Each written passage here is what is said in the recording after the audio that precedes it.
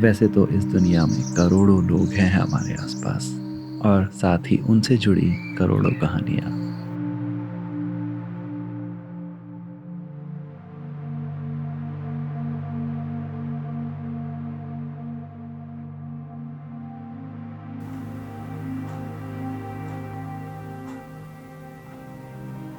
लेकिन ये कहानी है इस लड़की की, निशा।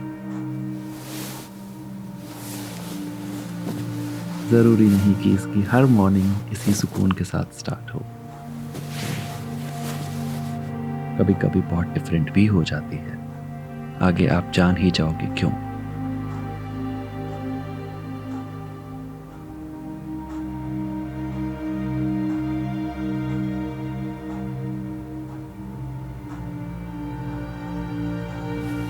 कहते हैं हर कहानी में ज़रूरी नहीं विलन हो। कभी कभी हमारी सिचुएशंस भी विलन का रोल प्ले कर जाती हैं। और दूसरी चीज़, हर कहानी में एक रिलेशनशिप तो ज़रूरी है ना। अब चाहे वो अच्छा हो या बुरा, रिलेशनशिप तो किसी के साथ भी बन सकती है, चाहे वो इंसान हो, जानवर हो या निर्जीव।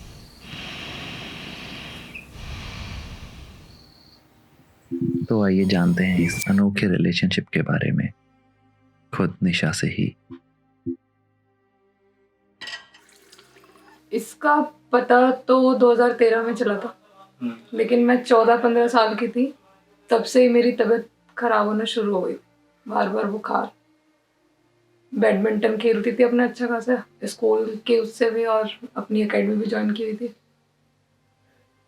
पैर फ्रैक्चर हो गया रनिंग के टाइम पे, या गिर गई हाथ टूट गया, बार बार फ्रैक्चर होना। और फ्रैक्चर होने के बाद खुद हॉस्पिटल जाना स्कूल से, रिक्शा की मैम मैम से बोलती थी, मैम बोलती थी नहीं जब तक पेरेंट्स नहीं आएंगे तब तक नहीं जाओगे। मैं कहा मैम मेरा हॉस्पिटल जाना था ना।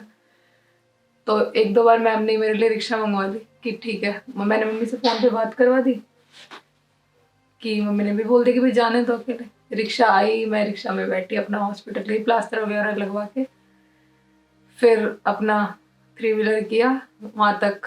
व्हील चेयर पे किसी ने छोड़ दिया बाहर गेट तक, और फिर घर पे जाना। फिर अपना आराम से मजे अपना चढ़ गया प्लास्टर, कुछ ना कुछ करते रहो प्लास्टर के ऊपर। तो मेरा वैसे रूटीन क्या था कि मैं सुबह उठती थी 6 बजे, अपना तैयार वैयार हुई, मम्मी के साथ कुछ काम करवाया, स्कूल गई, 1 बजे आई, फटाफट खाना पीना खाया, 3 बजे बैडमिंटन के लिए निकल जाना। रात को आना 9 साढ़े 9 बजे। 9:30 बजे आके फिर अपना मम्मी के साथ कुछ काम किया, खाना वाना खाया। फिर मैं 10:30 सवा 10 तक बाहर। रात को घुसती थी मैं 11:30 बजे, बैडमिंटन खेल के दोबारा बच्चों के साथ बाहर आती थी। अच्छा खासा अपना सब एकदम सेट चल रहा था। फिर बुखार बुखार वही सब, किडनी में नॉर्मल सा इन्फेक्शन हुआ। डॉक्टर ने बोला अभी रहने दो, कुछ दिन रेस्ट करो। रेस्ट करके फिर अपना दोबारा चली गई। फिर यही सब, पैर फ्रैक्चर होना, यही सब चलता था, बस कुछ नहीं था। 2013 में बुखार हर महीने हुआ मुझे, 10 दिन, हर महीने 10 दिन, एक हफ्ता ऐसे ही रहता था। ऐसे करते करते इसके बुखार आया फिर दिसंबर में, जैसे 1 साल में 12 महीने इसका आया बुखार 20 बार। ऐसा आने में फिर इसकी दिक्कत ज़्यादा बढ़ी। एक दिन तो हम इसे साइंटिस्टिकल में ले गए। वहाँ एक डॉक्टर नहीं थी। सावन का महीना होता है ना, कावड़ चलते हैं।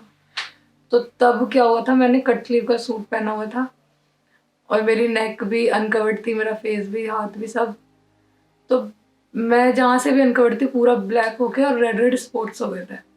सबने सोचा कि सावन के मौसम में ऐसे ही ब्लैक ब्लैक हो जाता है, कोई नहीं, ठीक हो जाएगा। फिर उसके बाद अक्टूबर के एंड में फीवर हुआ, हम गए, डॉक्टर ने टेस्ट करा, कुछ नहीं पता चल रहा था। उन्होंने टीबी का टेस्ट कर दिया। टीबी थी नहीं, लेकिन उन्होंने मुझे पेट की टीबी बता दी। मेरी दवाई शुरू कर दी, मैं दवाई लेती रही। हम घर पे आ गए, छुट्टी मिल गई। फिर घर पे आने के बाद मुझे बीच में नवंबर में फिर से फीवर हुआ। डॉक्टर ने बोला आप एक काम करो, इसे धूप में बिठाओ। धूप में जो लिटाई, और जब इसकी ग्लूकोज खत्म हो गया, रंग काला हो गया और बेहोश सी होगी, इसीलिए ये निकल के आई, नहीं तो फिर भी नहीं पता चलता। इसमें तो डॉक्टर सारे यूँ कहते हैं नहीं, दिमाग के डॉक्टर को दिखाओ, कुछ भी नहीं है, सही है। क्योंकि इसमें तो डॉक्टर आती है सुबह 10 साढ़े 10 बजे आई मेरे पास। तो उन्होंने बोला मम्मी को, गेट में पूरी घुसी भी नहीं थी वार्ड में, थोड़ा सा ही अंदर आके बोलती आप बाहर आ जाओ। मम्मी बाहर चली गई। मम्मी ने बोला कि नहीं आप ना एक काम करो, आप अंदर ही चलो और उसके सामने ही बताना, वरना उसे और बेचैनी रहेगी कि भाई ऐसा है क्या। क्योंकि मुझे सच में हो जाती है, अगर मेरे सामने बात होती है मुझे टेंशन नहीं होती, लेकिन मेरे पीछे अगर डॉक्टर कुछ बता रहा है तो मुझे लगता है कि नहीं कुछ गड़बड़ है।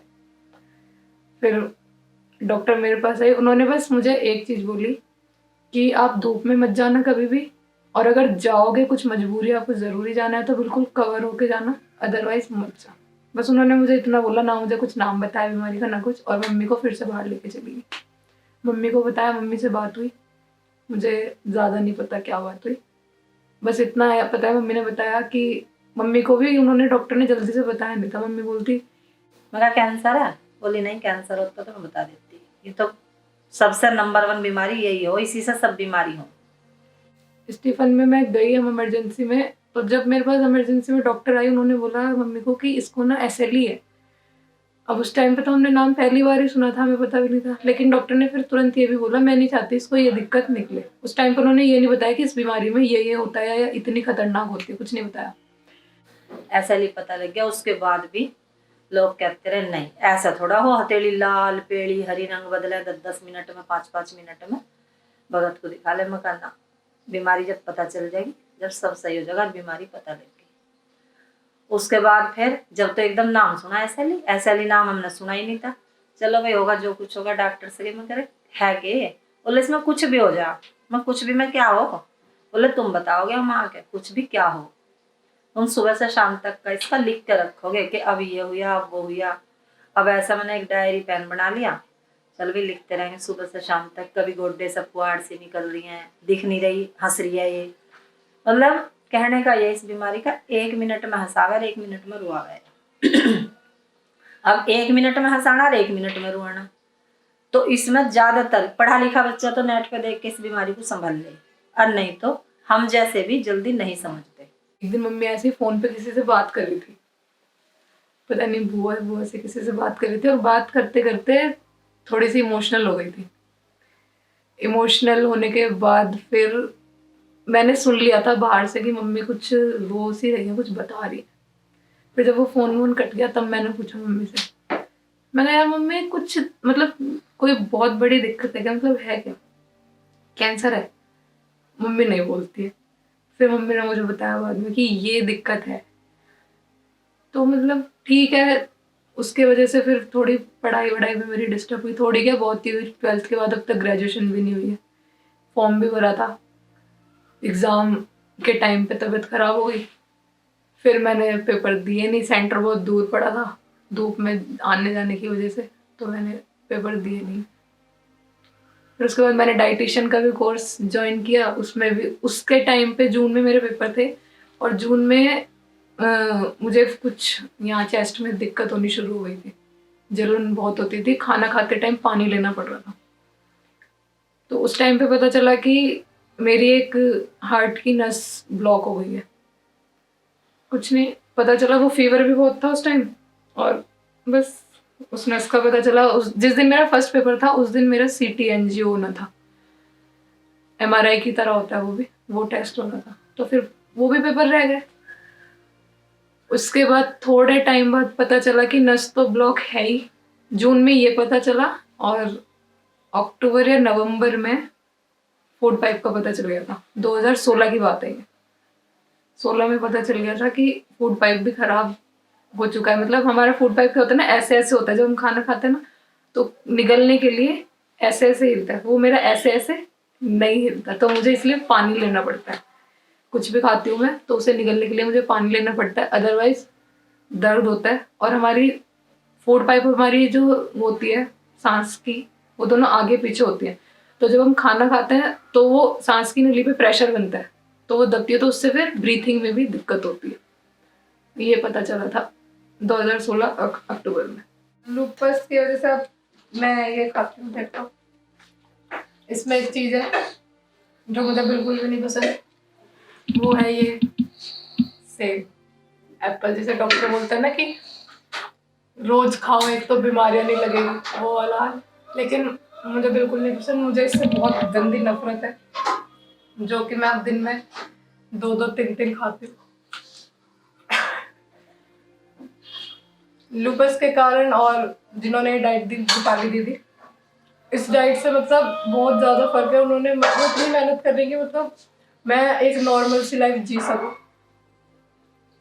बहुत ज़्यादा फायदा है इससे। मैं सब लूपस पेशेंट को बोलूँगी जिनके पास मेरी ये वीडियो जाएगी, वायरल होगी, या जो अगर हुई तो, और किसी एक भी बंदे के पास अगर लूपस के पास जाती है, तो मैं सजेस्ट करूँगी कि आप जितना नेचुरोपैथी ट्रीट कर सकते हो बहुत अच्छा है।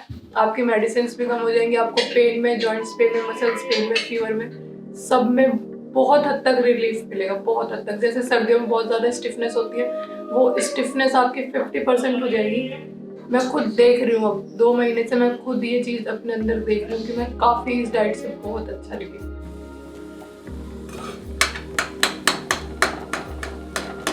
ये टाइम में मैं कुकिंग करना पसंद करती हूँ, मुझे कुकिंग बहुत पसंद है। खा तो नहीं सकती, लेकिन हाँ दूसरों को बना के खिला तो जरूर सकती हूँ।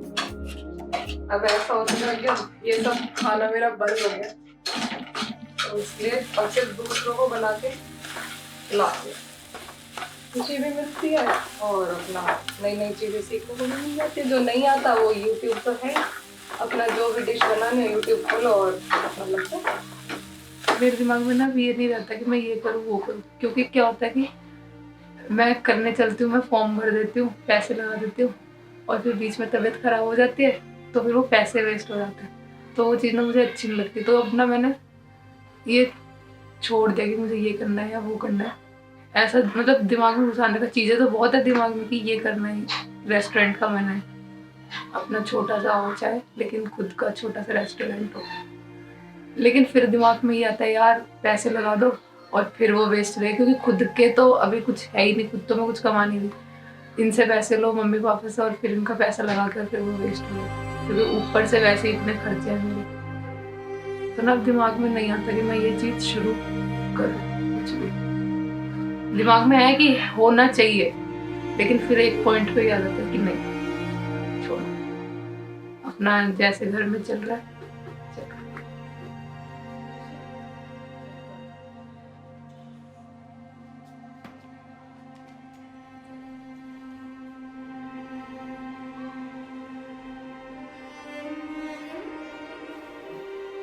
फ्री टाइम में आर्ट बना ली, कुकिंग कर ली, यही सब है।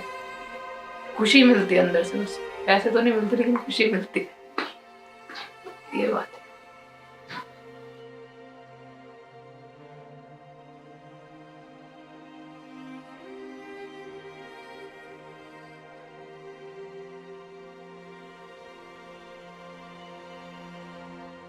इस बीमारी को जल्दी, पहली बात तो डॉक्टर तो चलो जाएंगे तो समझ ही जाएगा, घर वाले ही नहीं लेके जाएंगे इस बीमारी में।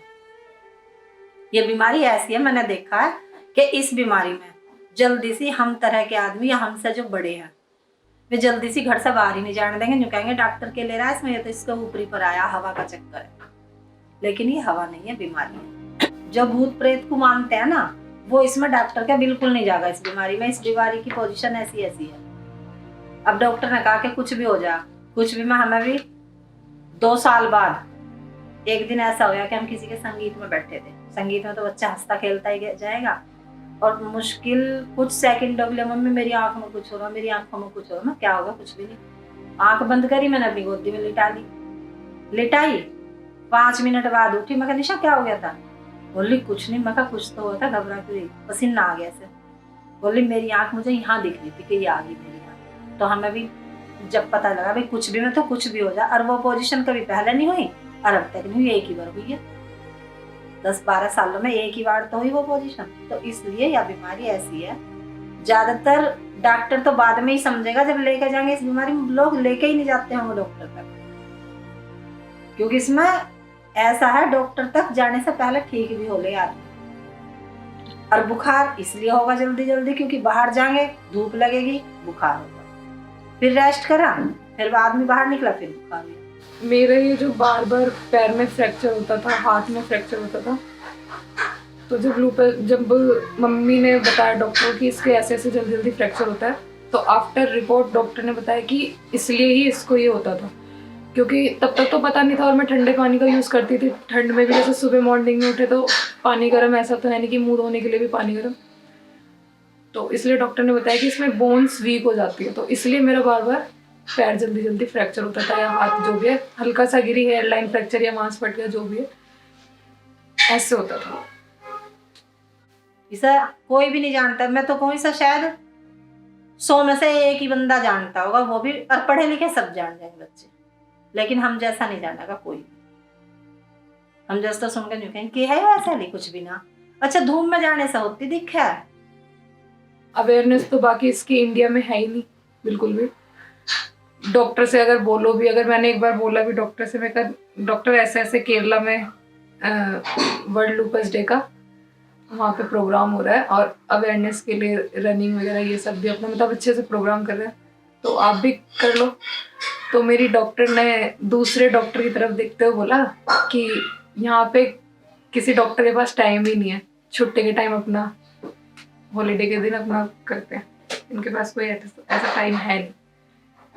उसके बाद से फिर मैंने बोला ही नहीं कि आप अवेयरनेस का कुछ प्रोग्राम करो या ये हो, लेकिन इंडिया में इसकी बिल्कुल भी अवेयरनेस नहीं है। मैं उन बच्चों से भी कहूँ जिनका लूपियस है, वो अपने आप में मजबूत रहो। ये मत कहो मैं बीमार हूँ, बीमार कोई नहीं होता। मैं बीमार, मेरे वाली लड़कियां कभी भी नहीं कहती, जो हम भी कहते ना, निशा मान जा, तू काम मत करे, तू बीमार है, बीमार मत कहियो मुझे। तो सच बात यही है, बीमार तो कहो मत अपने आप को। वो उस टाइम जब व्हील चेयर पे थी ना, उससे उस टाइम भी कोई फोन करके पूछता था निशा कैसी है, ठीक हूँ, बढ़िया हूँ, मस्त हूँ, तुम बताओ कैसे हो, जबकि बोलना नहीं जाता, धीरे धीरे बोला जाता, लेकिन कहती यही थी व्हील चेयर पे बैठी भी मैं ठीक हूँ। तो आज मुझे 24 दिसंबर 2020 इस बीमारी के साथ जीते जीते मुझे 7 साल हो गए हैं, और इन 7 सालों में बहुत काफ़ी चेंजेस आए हैं। एक तरीके से कहा जाए तो पूरी लाइफ एकदम पलट गई है। 4 लाइनें लिखी थी मैंने उसे सुनाते हुए एंड करते हैं।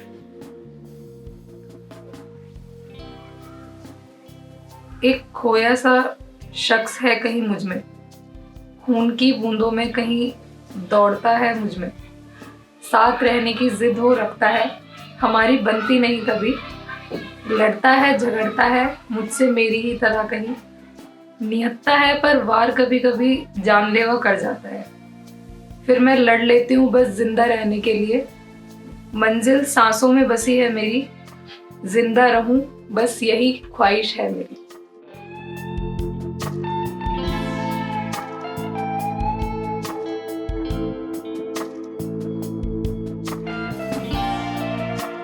ये थी निशा की कहानी। पर दुनिया भर में हर दिन न जाने कितनी निशा लूपस से लड़ती हैं। ये वीडियो हर उस निशा के लिए है जो हर दिन, हर रात, हर पल इस अनचाहे तोहफे का सामना कर रही है और पूरी दुनिया को अपने उदाहरण से लड़ना और जीना सिखा रही है।